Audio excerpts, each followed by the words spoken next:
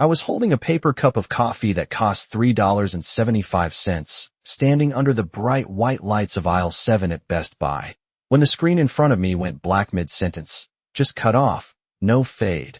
No warning. And for a second I thought it was the store system glitching again until I heard his voice beside me.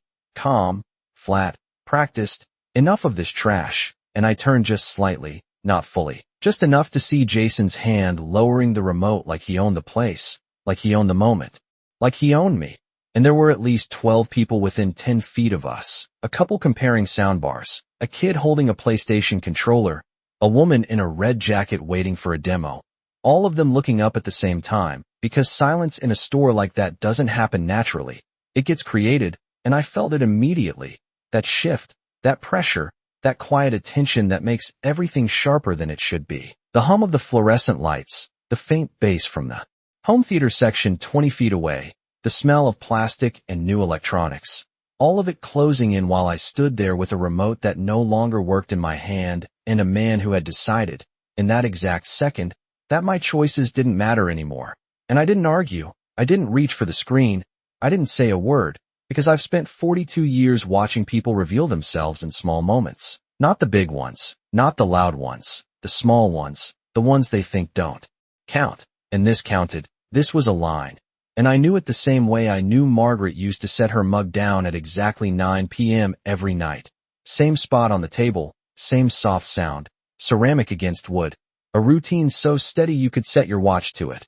And for a second, just 1 second, I saw that mug in my hand instead of the cheap paper cup, felt the weight of it, the heat, the familiarity, and my chest tightened in a way I hadn't expected in a place like that. Not in public, not with strangers watching. So I swallowed it down, kept my face still, and watched Jason instead, because that's what mattered, not the TV, not the embarrassment him.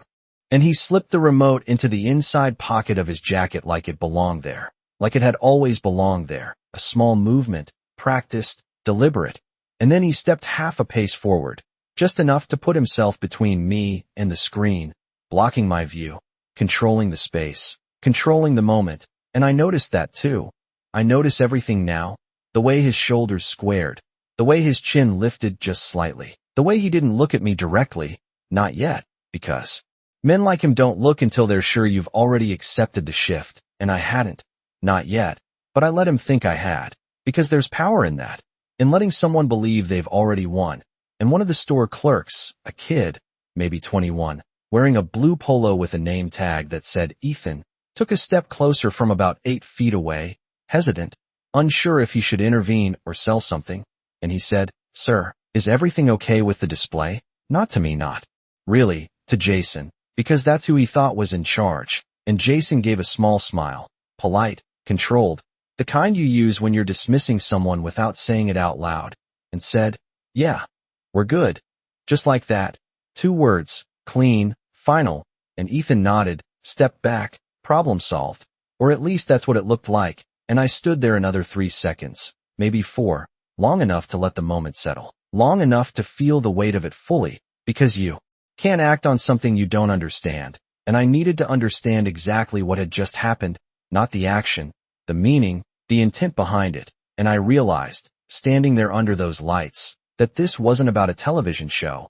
It wasn't about noise or preference or even disrespect in the way people usually think about it. It was about control, simple, clean, deliberate control. The kind that starts small and grows if you let it. The kind that replaces one decision at a time, until there are none left that belong to you. And I've seen that pattern before, in stories, in interviews, in cases that ended with people losing things they never thought they could lose, their money, their homes, their names on documents they didn't remember signing. And I felt something shift inside me. Not anger. Not yet. Something colder, something clearer. The part of me that used to sit in dim rooms at 2 a.m. going through bank statements line by line, looking for the one number that didn't fit, the one date that didn't belong, the one detail everyone else missed, and I knew, right there in aisle 7, that this wasn't the first time Jason had crossed a line. It was just the first time he'd done it where I could see it clearly, and that meant there were others, earlier ones, quieter ones. And I needed to find them, every single one, before he made his next move. Because there would be a next move. Men like him don't stop at one.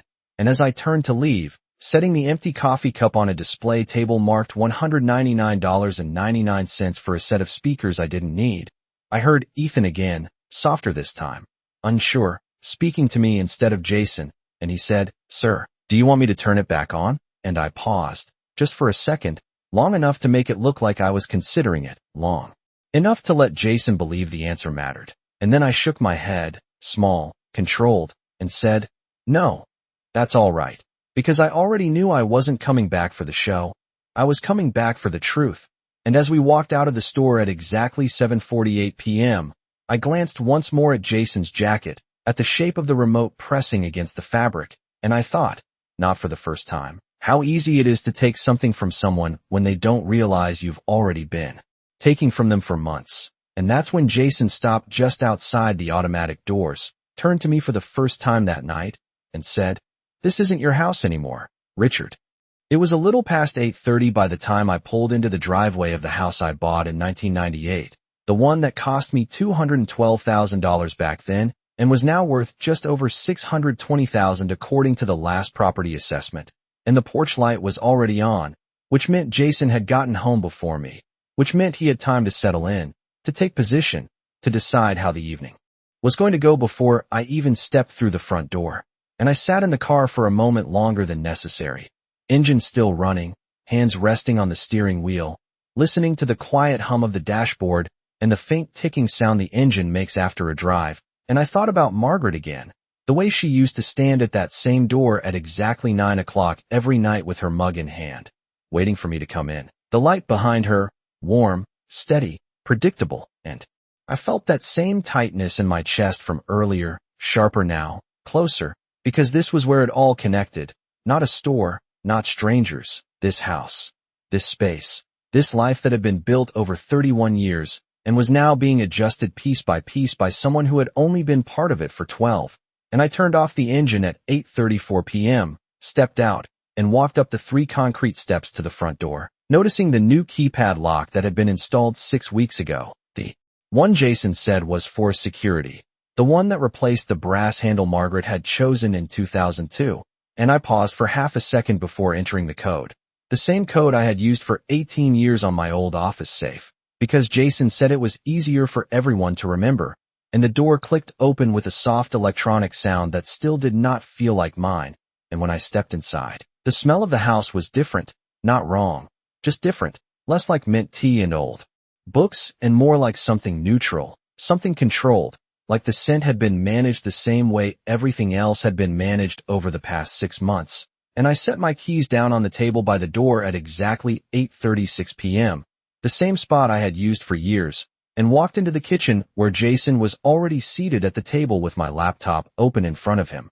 Not his, mine. The one I bought in 2021 for $1,249. The one that still had my saved passwords, my files, my history. All of it. And he did not look up immediately, which I noticed, because that was new. That small delay, that shift in acknowledgement, and Emily was standing by the refrigerator, arms crossed, not meeting my eyes, and I could feel the distance in that space, measured, deliberate, like 2 people standing exactly where they were told to stand without being told directly. And Jason finally looked up at 8:37 p.m., closed the laptop halfway, not fully, just enough to signal pause without surrender, and said, "We need to talk about your finances." And the way he said your was different than it had been 3 months ago, heavier, more defined, like the word itself had been reassigned. And I pulled out the chair across from him, sat down slowly, felt the wood under my hands, the same table Margaret and I had bought in 2005 for $600 from a small store downtown. And I looked at Emily for a second, just a second, long enough to see that she knew something, not everything, but enough to stay quiet. And I turned back to Jason and said, "What about them?" Keeping my voice level, even, because this was not the moment to react. This was the moment to observe, to collect, to let him continue. And he opened the laptop again, rotated it slightly toward me, and I saw a spreadsheet, columns of numbers, dates, account names, organized, clean, professional, and for a brief second I felt something almost like recognition, because this was the kind of structure I used to build when I was working a case, the kind that made patterns visible if you knew where to look. And Jason tapped the screen with his finger, once, twice, at a line near the middle, and said, "There are inconsistencies," and I leaned forward just enough to see the numbers clearly. For $1,800, $2,300, $7,150, small amounts on their own, spread across different dates, March, April, May, all within the last 90 days, and I knew immediately what he was doing, framing, setting context, creating a narrative that positioned him as the one identifying a problem instead of the one causing it. And I said nothing, because silence makes people talk more, and he continued, explaining things I already understood, talking about efficiency and consolidation and long-term planning. Words that sound responsible when you say them in the right order, and I noticed Emily nod once, just once, at 8:41 p.m., a small movement, almost invisible, but it was there, and that mattered, because it meant she was already inside the structure he was building, and I felt that same cold clarity from earlier settle in again, deeper this time, more defined, because now I could see the pattern forming, not just in his actions but in the way the room responded to him. And I asked one question, simple, direct, "When did you start looking at my accounts?" And he paused, just briefly, less than a second, but enough, and then he said, "I have been helping for a while now," and I nodded, because that was not an answer, and I leaned back in the chair, letting the conversation end where he thought it should, letting him believe the ground was stable. And after another 2 minutes of him talking, of Emily staying quiet, of numbers being discussed without meaning being revealed, I stood up at exactly 8:45 p.m., said, "I am going to get some air," and walked toward the back door, not waiting for permission, not asking for acknowledgement, just moving, because sometimes the only way to see something clearly is to step outside of it. And as I reached the door, my phone vibrated in my pocket, a sharp, unexpected sound in the quiet of the house. And I pulled it out, glanced at the screen, and saw a number I did not recognize, a local area code 206, and I answered without thinking, because instinct matters in moments like that, and a woman's voice came through, professional, precise, the kind you hear from someone who deals with numbers all day, and she said, "Mr. Holloway, this is Karen from First National Bank. I just need to confirm a transfer you authorized this afternoon for $18,600. At 10:12 the next morning, I was sitting in my car across the street from First National Bank, engine off, hands resting on the wheel, watching Jason walk through the glass doors like he had done it 100 times before, because people who do something once move differently than people who do it regularly. And I could see it in the way he did not hesitate, did not look around, did not check his phone, just straight in, confident, familiar, like the space already belonged to him. And I waited. Exactly 27 seconds before stepping out. Enough time for him to reach the counter, but not enough for him to finish whatever he had started, because timing matters in situations like this. Too early and you alert them. Too late and you miss the detail that tells you everything. And as I crossed the street, I noticed the small things first. The reflection of the building in the glass. The automatic doors opening with that soft hydraulic sound.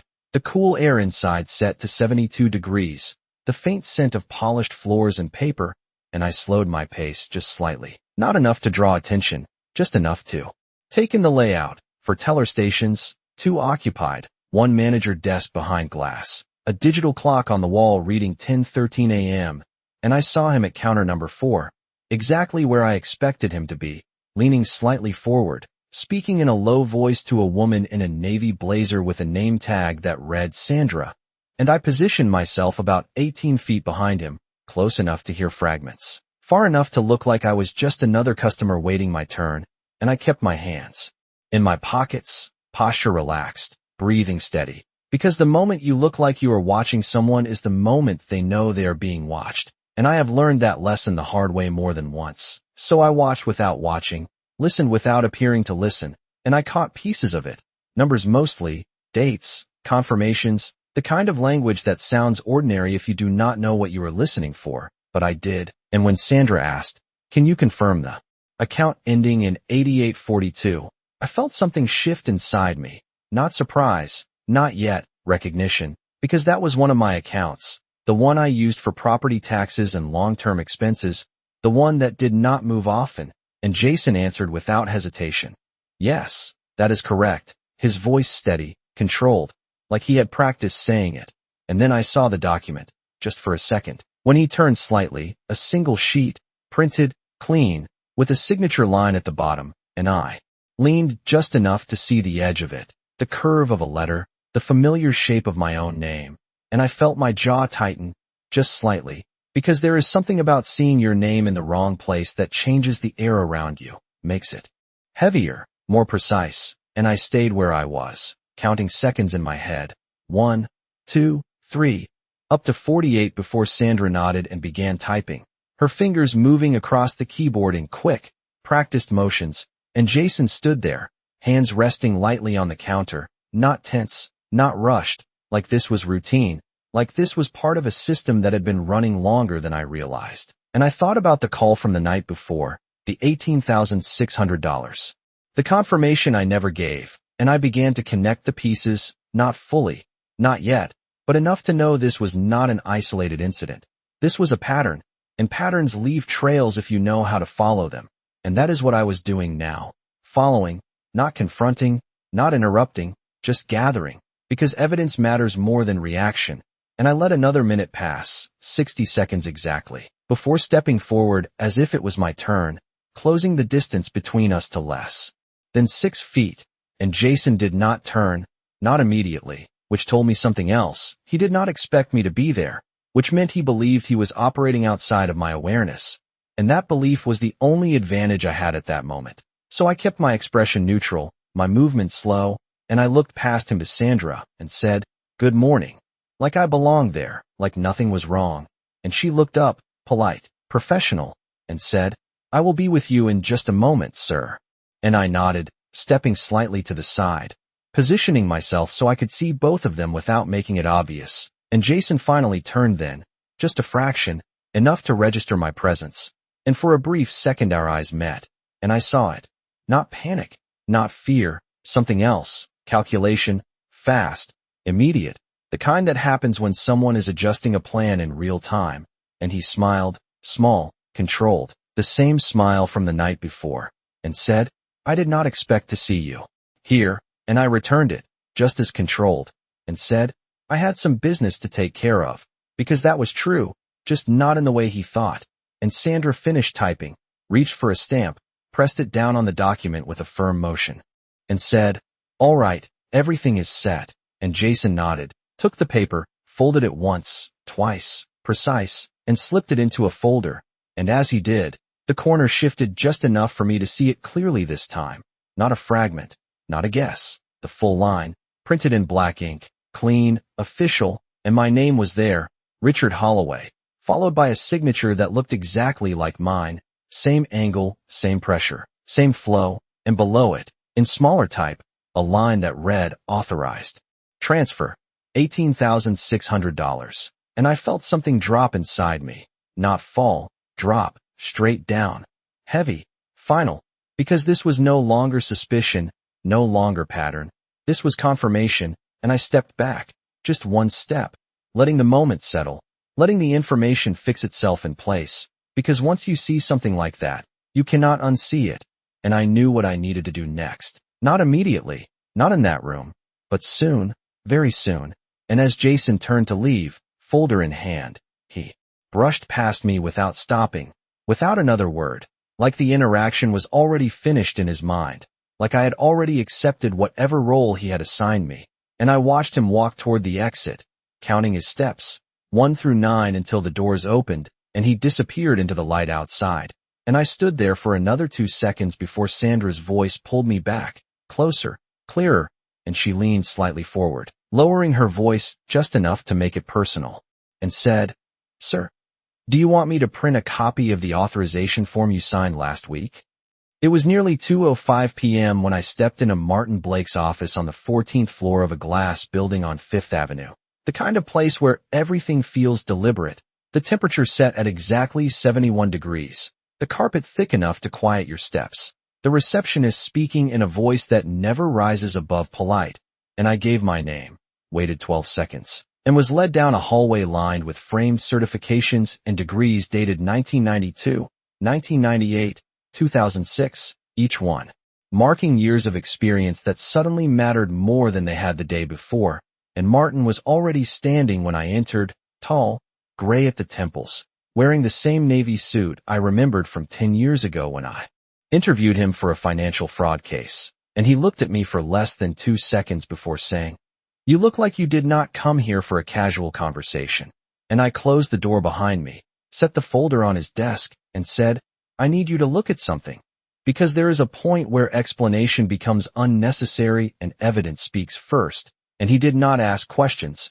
Not yet. He sat down, opened the folder, and began reading, his eyes moving left to right, line by line. The way professionals do when they know one detail can change the entire structure of a case. And I watched him for exactly 43 seconds before he stopped, tapped the page once with his finger, and said, "This signature is too clean." And I felt my breath slow, not because it surprised me, but because hearing it said out loud made it real in a way it had not been before, and I sat across from him, hands resting on my knees, and said, "It is mine, but I did not sign it." And he nodded. Not arguing, not questioning, just accepting the statement as a working fact, and he reached for another page, the bank confirmation from that morning, the $18,600 transfer, and he flipped it over, checked the routing numbers, the timestamps, the authorization codes, and said, "This was processed at 10:14 a.m., which means the request was entered at least 3 minutes earlier." And I thought about the exact moment I walked into the bank, the position at counter. Number 4, the way Jason did not hesitate. And I said, "He has done this before." Not as a question, but as a conclusion, and Martin leaned back in his chair, folded his hands, and said, "How long has he had access to your accounts?" And I paused, not because I did not know, but because saying it required me to measure something I had ignored, and I said, 6 months, maybe a little more.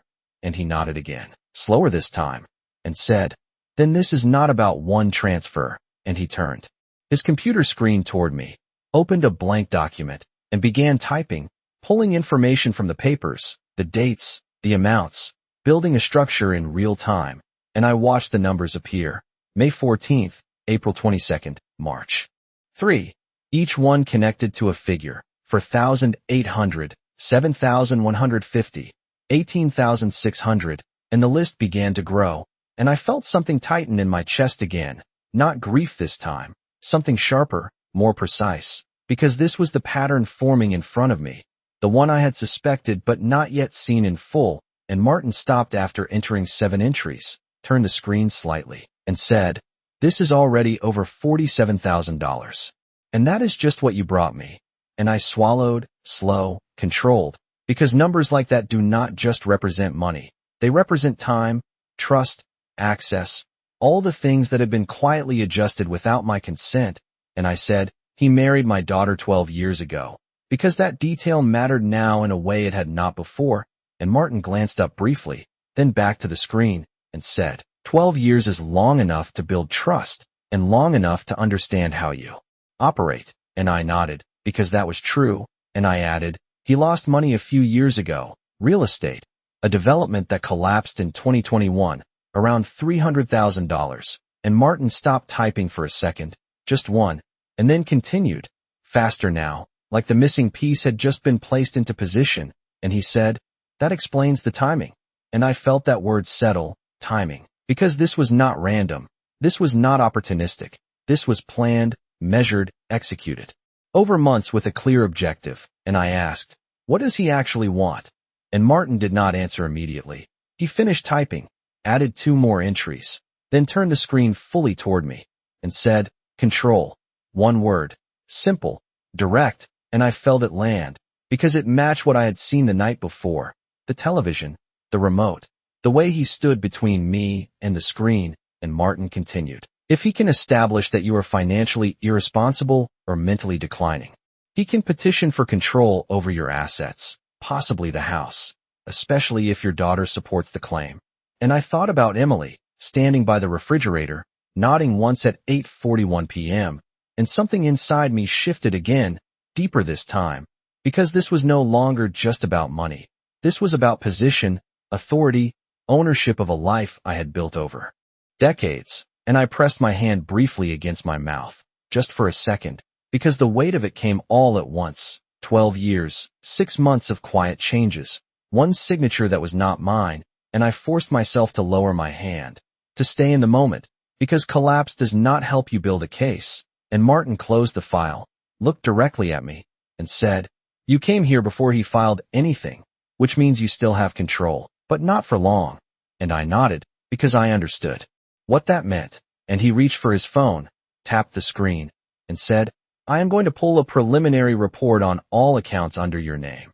And he set the phone down, waited, and the room was quiet for exactly 9 seconds, the kind of silence that feels like something is about to surface.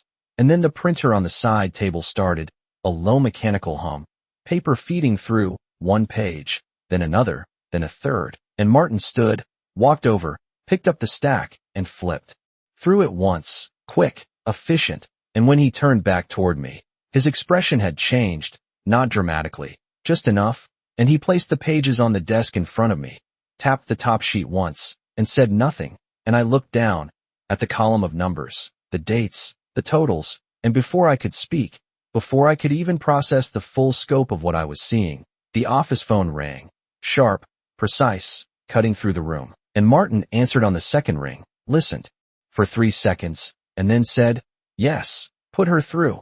And he handed the receiver to me without explanation, and a woman's voice came on the line, unfamiliar, controlled, and she said, "Mr. Holloway, this is Laura Bennett from Caldwell Property LLC. I am calling to confirm your scheduled asset transfer for 90 days from today." I did not answer her right away, not because I did not understand the question, but because I understood it too clearly. And there is a difference between hearing something and recognizing what it means, and what she had just said carried weight. 90 days, scheduled, confirmed, like it was already in motion, like the decision had already been made somewhere without me.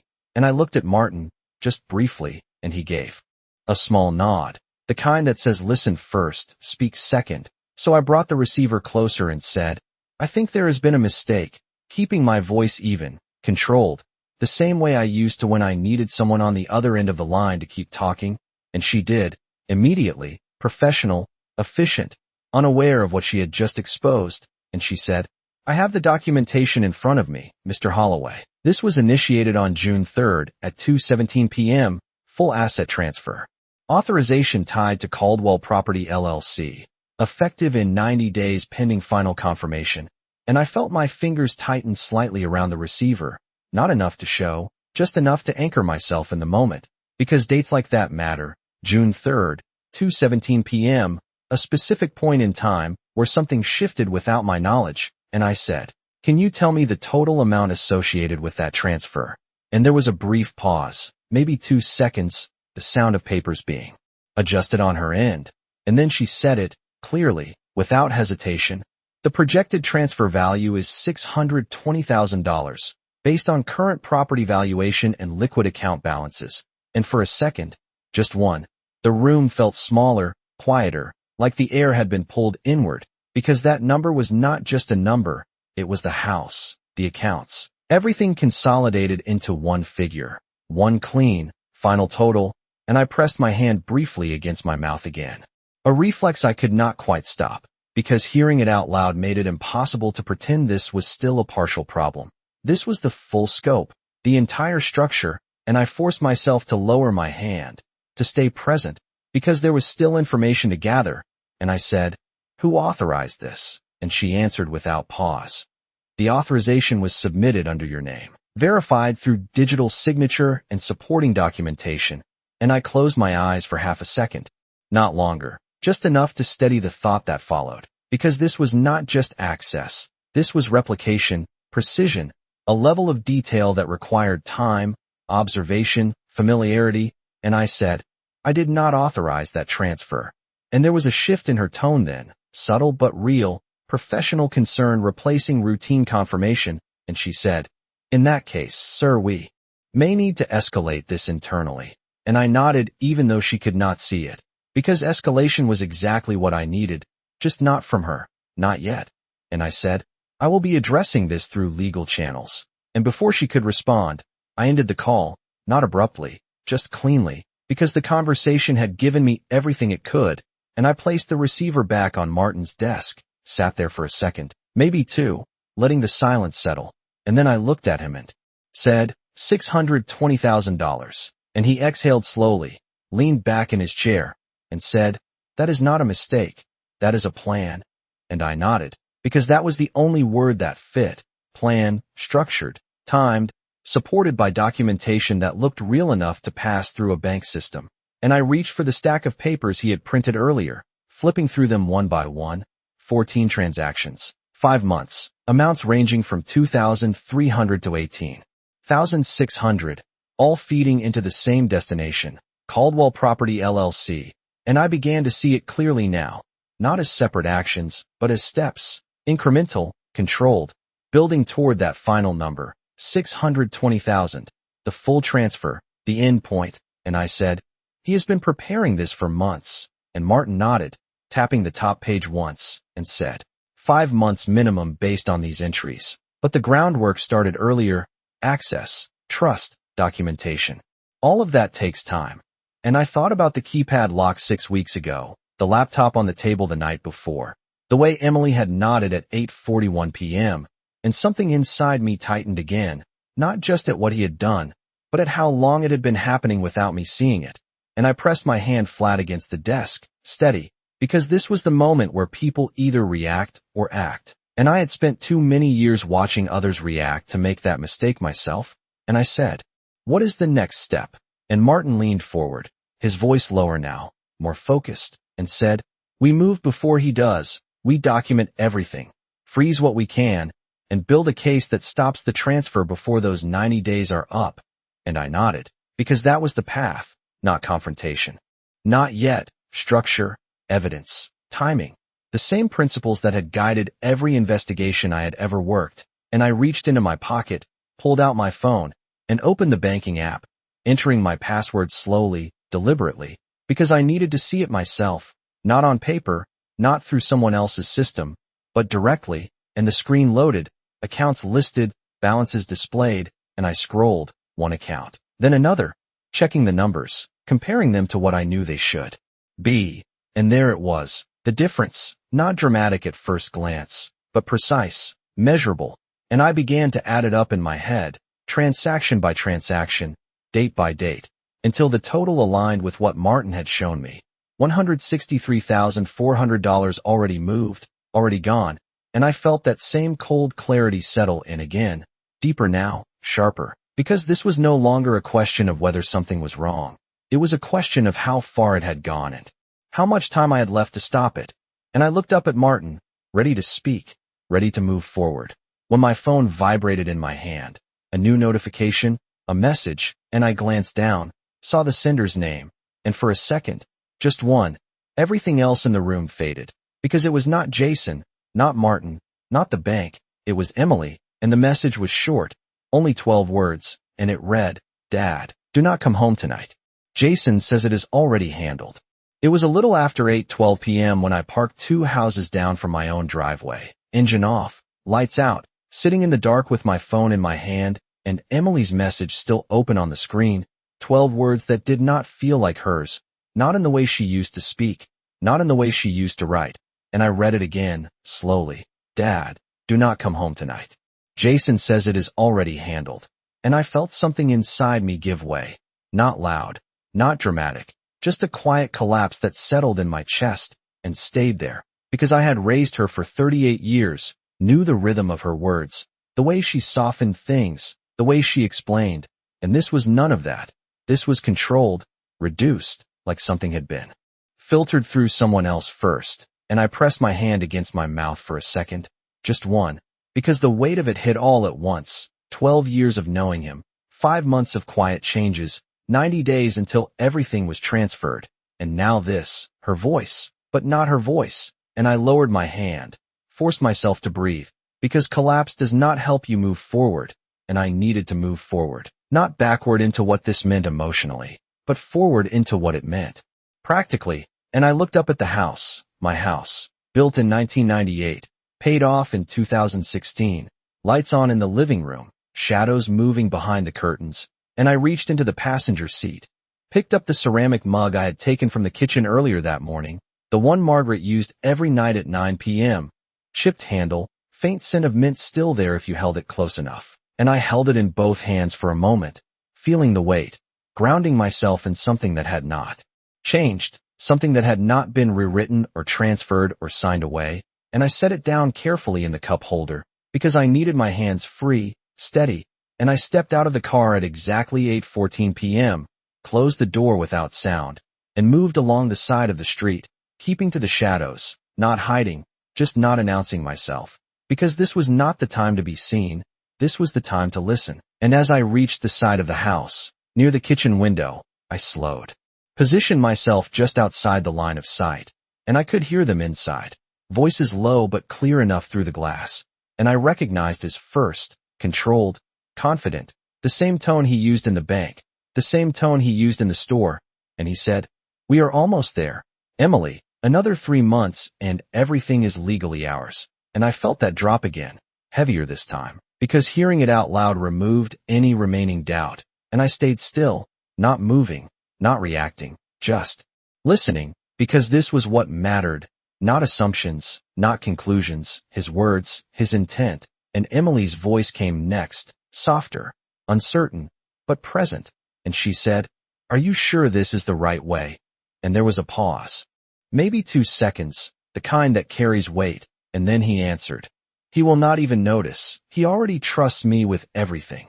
And I closed my eyes for a fraction of a second, not long, just enough to absorb it, because that line, that single sentence, carried 12 years of history in it, 12 years of access, of observation, of learning how I moved, how I trusted, how I operated. And I felt that internal collapse again, sharper now, because it was not just what he was doing, it was how well he understood me while doing it.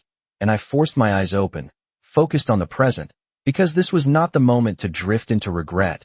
This was the moment to capture what was being said, and I reached into my pocket, pulled out my phone, opened the voice memo app one had installed months ago for something else entirely, and I pressed record at 8:16 p.m., holding the phone low, steady, angled toward the window, because evidence matters, and voices carry weight when they are captured, not remembered. And inside, Jason continued, his tone lighter now, almost amused, and he said, "We have already moved $163,400, and he did not question a single transaction." And I felt my hand tighten around the phone, just slightly, because hearing the exact number confirmed what I had seen, what I had calculated, what I had feared. And Emily said nothing for a moment, and that silence said more than anything else she could have added. And then she spoke again, quieter, and said, "What happens after the 90 days? And Jason answered without hesitation, "We file. We take control, and the house becomes part of Caldwell Property LLC. Simple as that." And I stood there, listening, recording, every word aligning with the documents, the calls, the numbers, the pattern now complete, and I knew, standing there in the dark at 8:18 p.m., that this was the turning point, not because of what I felt, but because of what I now had. Proof, clear, direct, undeniable.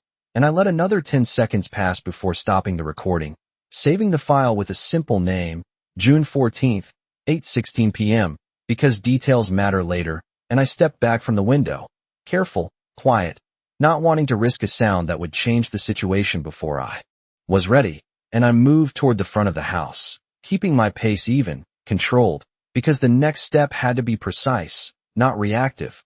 And as I reached the driveway, I heard the front door open behind me, a soft click, followed by footsteps on the porch, and I did not turn immediately, not until I heard a different voice, not Jason's, not Emily's, a man I did not recognize, older, steady, professional. And he said, "Mr. Caldwell, I am here regarding the preliminary capacity evaluation you requested for Richard Holloway."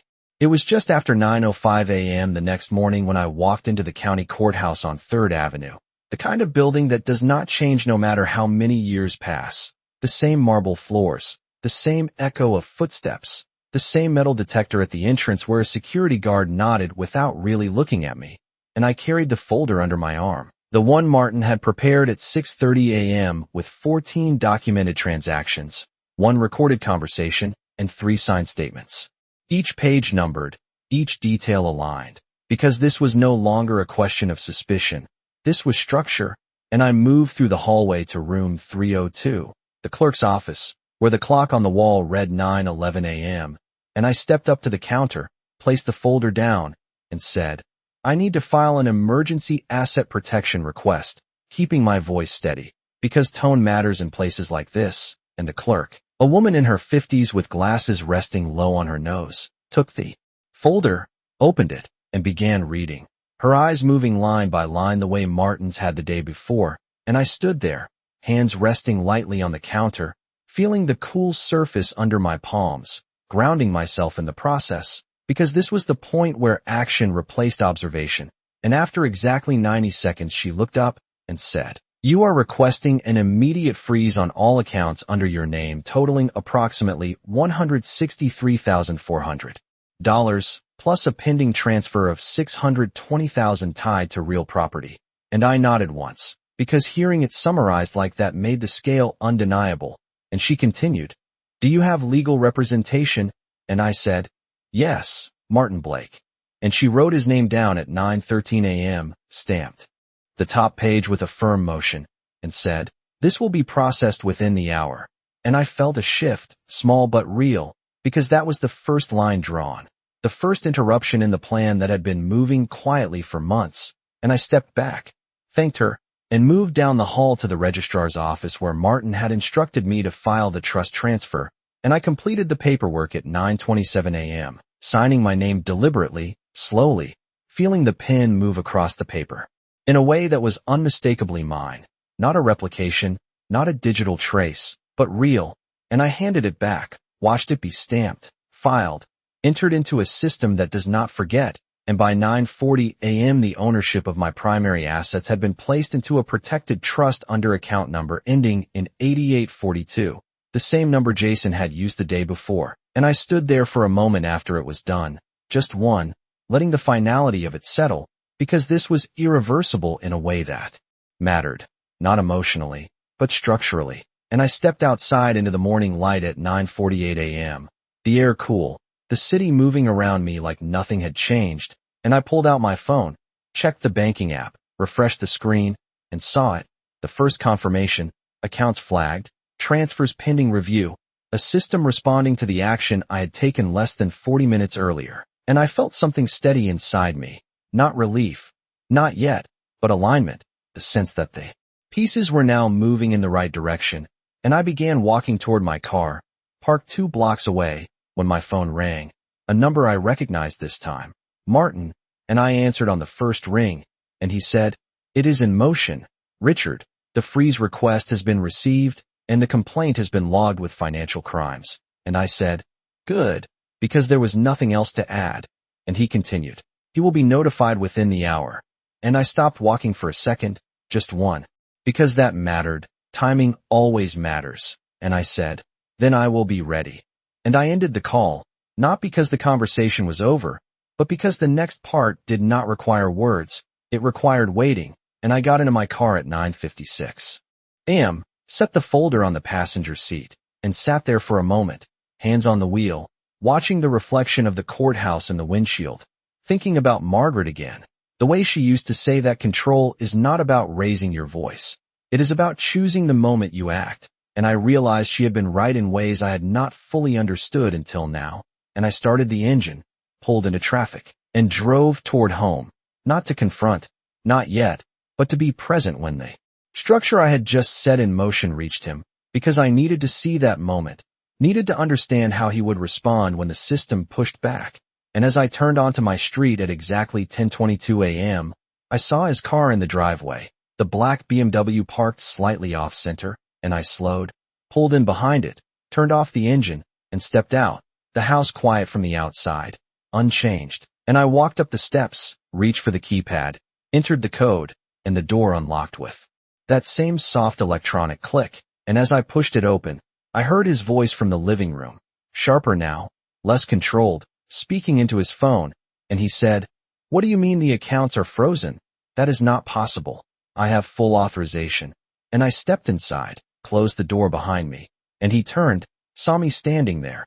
And for the first time since this began, his expression changed in a way he could not hide. And before he could speak, before I could say anything, the Front door opened again behind me, and a uniformed officer stepped in, holding a folder, and said, "Mr. Jason Caldwell, I need to speak with you regarding a financial complaint filed this morning." It was 10:23 a.m. when the room shifted, not physically, not in a way you could measure with distance or objects, but in the way power moves from one person to another without anyone announcing it. And Jason stood there in the middle of the living room, phone still in his hand, the officer just inside the doorway, and I remained where I was, 2 steps past the threshold, hands relaxed at my sides. Because this was no longer about reacting, it was about letting the structure I had put in place do its work, and the officer took 1 step forward, held the folder at chest level, and said, "Mr. Caldwell, we received a formal complaint regarding unauthorized financial activity totaling $163,400, and we need to ask you a few questions." And Jason let out a short breath, something between a laugh and a dismissal, and said, "There has to be some kind of misunderstanding. I have full authorization on those accounts." And I watched him closely, not his words, his posture, the way his shoulders tightened just slightly, the way his grip on the phone shifted, because that tells you more than anything he says. And the officer nodded once, professional, neutral, and said, "We can go through that.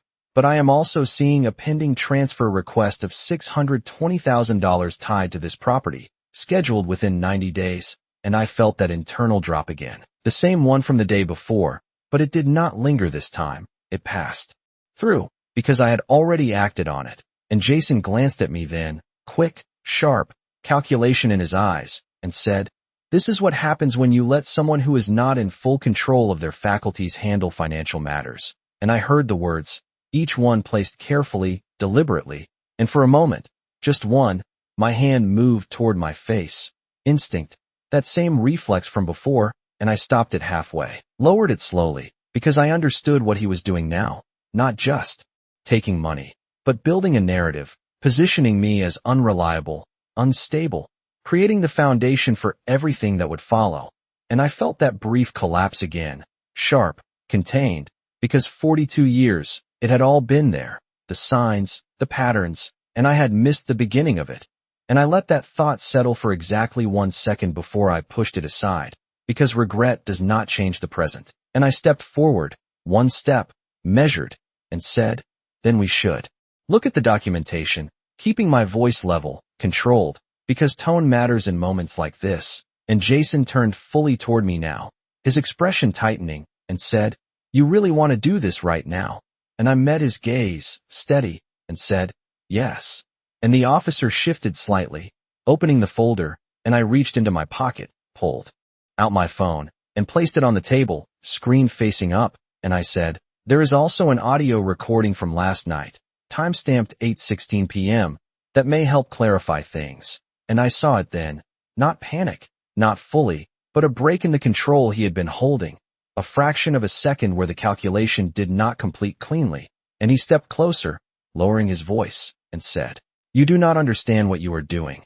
And I did not respond to that, because it was not meant as information, it was meant as pressure, and the officer looked between us, then back at the folder, and said, "Let us keep this focused," and I nodded once, because focus was exactly what this required, and I unlocked my phone, opened the recording, and pressed play, and the room filled with his voice from the night before, clear, unmistakable. "Another 3 months, and everything is legally ours," followed by Emily's quieter response, and then his again, "We have already moved $163,400, and I let it play for exactly 12 seconds before stopping it, because that was enough, more than enough, and the silence that followed was different from any silence that had come before, heavier, more defined. And Jason looked at the officer, then back at me, and said, "That is taken out of context," his voice sharper now, less controlled, and I said nothing, because context does not change numbers, and I reached into the folder on the table, pulled out the printed statements, 14 transactions, dates, amounts, and placed them in front of the officer, aligning them neatly, one on top of the other, and said, "Each of these was processed without my authorization, all directed to Caldwell Property LLC." And the officer began flipping through them, page by page, his expression unchanged, but his pace slower now, more deliberate, and Jason took a step back, running his hand through his hair, and said, "You are making a mistake. This is going to hurt everyone." And I felt that line land, because it was designed to pull me back, to shift the focus from action to consequence. And I pressed my hand flat against the table for a moment, just one, because the weight of it came again, not the money, not the house, Emily, the look on her face the night before, the message she had sent, and I forced myself to lift my hand, to stay where I was, because this was not about avoiding pain. It was about stopping something that would not stop on its own. And I said, "The process is already in motion." And Jason looked at me, really looked this time, and for the first time since I had known him, there was no attempt to soften it, no controlled smile, no measured tone, just a direct, unfiltered line. And he said, "You think this ends with a few documents and a recording, but you have no idea how far this has already gone." And I held his gaze, steady, because statements like that are meant to create doubt, to introduce scale without specifics, and I did not give him that space. And the officer closed the folder, straightened slightly, and said, "Mr. Caldwell, we will need you to come with us to review these matters in more detail." And Jason did not move immediately, just stood there, looking between the officer and me. And then his phone buzzed in his hand, a sharp, sudden sound, and he glanced down at the screen, his expression shifting again, not anger this time, something closer to realization, and he held the phone out slightly, as if reading it again would change it. And then he said nothing, just stared, and the officer said, "Is everything all right?"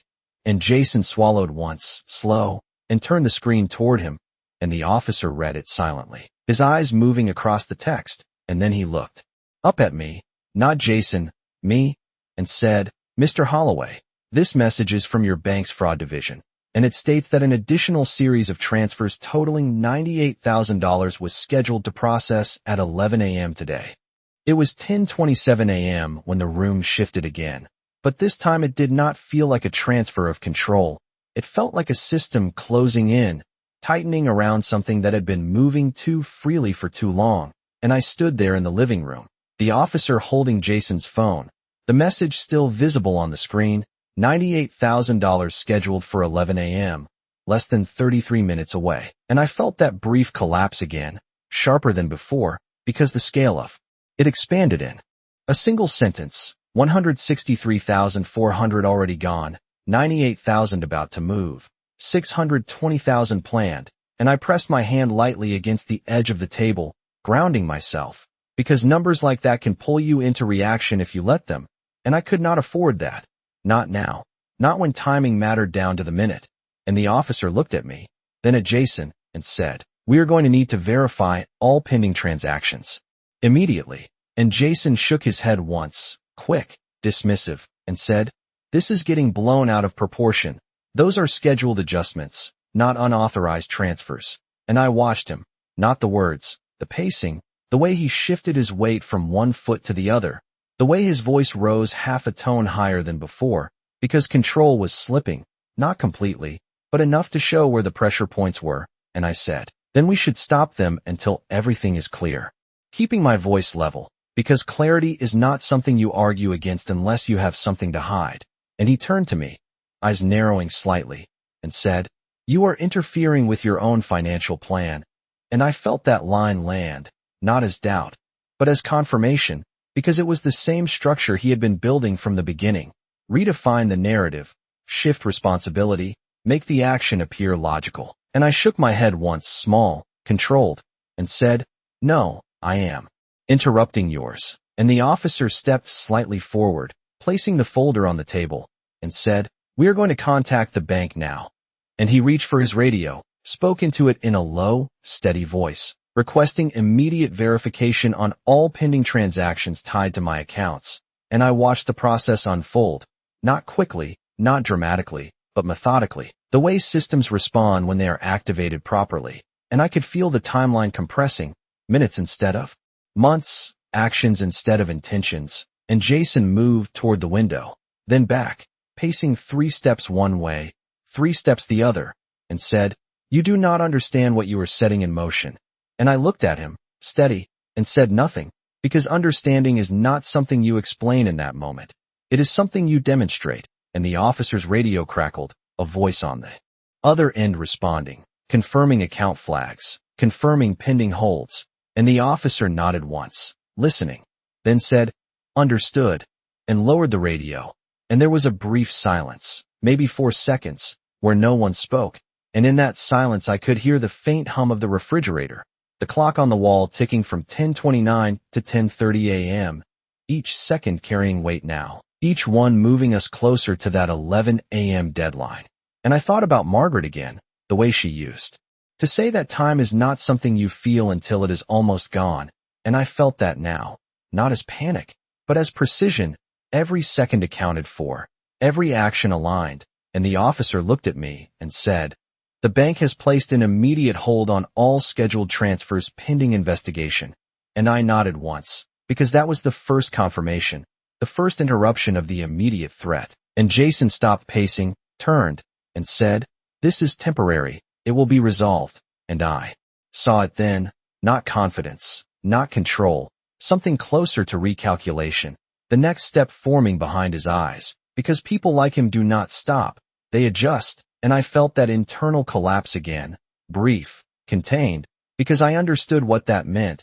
This was not the end, this was a shift, and I straightened slightly, because if he was adjusting, I needed to be ahead of that adjustment, not reacting to it. And the officer picked up the folder again, flipping through the pages, and said, "We are also going to need you to come down to the station to go over these documents in detail." And Jason exhaled slowly, ran his hand through his hair again, and said, "Fine, but this is unnecessary." And I watched him, noting the change in tone, the reduction in resistance, because that is what happens when the system steps in. The argument shifts from denial to management, and I stepped back, giving space. Because this was no longer my role to control directly, it was moving into a different structure now, one that operates on procedure rather than persuasion. And I reached for my phone on the table, picked it up, and checked the time again, 10:32 a.m., 28 minutes until the scheduled transfer that would not happen now, and I felt something settle inside me. Not relief, not yet, but confirmation that the line I had drawn that morning was holding. And as the officer guided Jason toward the door, explaining the next steps, the documentation, the process, I stayed where I was, in the center of the living room, looking at the table, the same table Margaret had chosen in 2005, the same surface where I had set my keys the night before, where Jason had opened my laptop, where the documents now rested, and I placed my hand on it again, just for a second, because grounding matters even at the end of a sequence like this. And I lifted it slowly, because I was not finished, not yet. And as the door opened and the officer stepped outside with Jason, another car pulled up in front of the house, a dark sedan, unmarked, and a woman stepped out, carrying a briefcase, moving with the kind of purpose that tells you she already knows why she is there. And she walked up the steps, past the officer, past Jason, and stopped in the doorway, looking directly at me, and said, "Mr. Holloway, I am Laura Bennett from Caldwell Property LLC, and I need to inform you that your name has been listed as a consenting party on 3 additional transfer agreements dated over the last 90 days. It was 10:36 a.m. when Laura Bennett stepped fully into my house, closing the door behind her with a quiet, deliberate motion that sounded louder than it should have, because everything in that moment carried weight, and she placed her briefcase on the same table where the documents still rested, the same table Margaret had chosen 20 years ago, and I stood there across from her, no more than 6 feet away, watching the way she moved, precise, practiced, like someone who had delivered difficult information many times before, and she opened the case, removed a folder, and said, "I understand this is unexpected, but these documents have been processed through standard channels." And I felt that familiar tightening in my chest again, not sharp this time, not sudden, but deep, like something settling into place that I had already begun to understand, and I stepped closer, one step, and said, "Show me." Because at this point there was no room for interpretation, only confirmation. And she slid 3 documents across the table, aligned neatly, each one dated, each one stamped, June 3rd, May 12th, April 21st, and I recognized the formatting immediately, the same structure as the authorization form from the bank, the same layout, the same placement of my name at the bottom, and I picked up the first page, held it in both hands, and looked at the signature, my signature, or something that looked exactly like it. The angle, the pressure, the flow, all correct. And I felt my breath pause for a fraction of a second, because this was the part that goes beyond access, beyond observation. This was replication, deliberate and consistent across 3 separate documents over 90 days, and I lowered the page slowly, set it back on the table, and said, "These are not valid," keeping my voice steady, because the validity was not in question, the authenticity was, and Laura nodded slightly, not agreeing, not disagreeing, just acknowledging the statement, and said, "That determination will be made through the appropriate process." And I understood what that meant. This was no longer just about stopping something. It was about proving something, building a case that would hold under scrutiny, and I placed my hand flat on the table again, just for a second, grounding myself, because the weight of it came again. 3 documents, 90 days, $620,000 positioned for transfer, and I thought about Margaret. The way she used to say that truth does not disappear just because someone rewrites the story, and I held on to that, because it mattered now more than anything else, and I said, "I have already filed for an asset freeze and submitted documentation of unauthorized transactions totaling $163,400. And Laura's expression shifted slightly, just enough to register that she had not expected that, and she said, "That will certainly affect the timeline." And I nodded, because that was the point, to disrupt the timeline, to force everything into the open where it could be examined, and I stepped back, giving space between us, because this was no longer about proximity, it was about position, and I looked at the documents again, then at her, and said, "Who prepared these?" And she answered without hesitation, "They were submitted through Caldwell Property LLC with supporting verification," and I let that settle, because it aligned with everything else, the bank transfers, the scheduled transfer, the narrative he had been building, and I said nothing for a moment, just stood there, letting the silence hold, because sometimes silence forces the next piece of information forward, and it did. She added, "The submission included confirmation of your consent through digital authentication and recorded acknowledgement." And I felt that internal collapse one more time, brief, contained, because that was the final layer, not just signatures, not just transactions, but recorded acknowledgement, something he could use to reinforce the narrative he had constructed. And I straightened slightly, because that meant the case would require more than documents. It would require precision, timing, and proof that could not be dismissed. And I said, "Those acknowledgments are not valid either." And she nodded again, the same controlled motion, and said, "Then that will need to be demonstrated." And I understood, fully now, that this was the transition point, from stopping to proving, from interruption to resolution, and I picked up the folder Martin had prepared, slid it toward her, and said, "This contains the transaction records and an audio recording from last night at 8:16 p.m. And she placed her hand on it, paused for a second, then opened it, scanning the first page, and I watched her eyes move across the numbers, the dates, the totals, and for the first time since she had entered the room, her pace slowed, just slightly, because information like that forces adjustment, even in people trained to remain neutral. And she closed the folder after a few seconds, looked up at me, and said, "This will need to be reviewed by our legal department." And I nodded, because that was expected, and I turned slightly, looking around the room. The same walls, the same furniture, unchanged, but everything inside it now different, because once something like this is exposed, it does not go back. It moves forward into whatever comes next. And I felt that steady clarity settle in again, not cold, not detached, but grounded, because the path was now defined. And I reached into my pocket, pulled out my phone, and checked the time, 10:42 a.m., 18 minutes past the scheduled transfer that had been stopped. And I thought about what would have happened if I had waited even one more day, even one more hour, and I understood the margin I had been operating within, and I looked back at Laura, ready to speak, ready to move into the next step, when the front door opened again, slower this time, and Emily stepped inside, her face pale, eyes moving between me, Laura, and the documents on the table, and she stopped just inside the doorway, her voice quieter than I had ever heard it, and she said, "Dad, I just found something on Jason's laptop, a file named Holloway_final_transfer_plan_days with 37 pages.